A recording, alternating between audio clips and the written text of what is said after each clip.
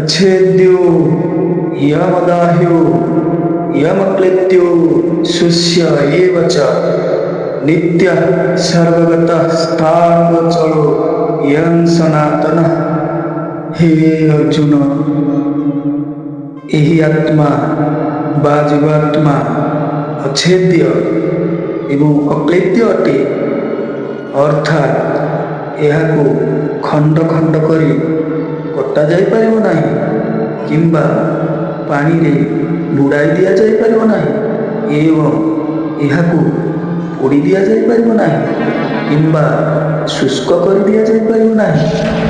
ଏହା ଚିରନ୍ତନ, ସର୍ବବ୍ୟାପକ, ଅପରିବର୍ତ୍ତନୀୟ, ସ୍ଥାନ ଏବଂ ଶାଶ୍ୱତ ଭାବେ ଏକ ପ୍ରକାର ଅଟେ।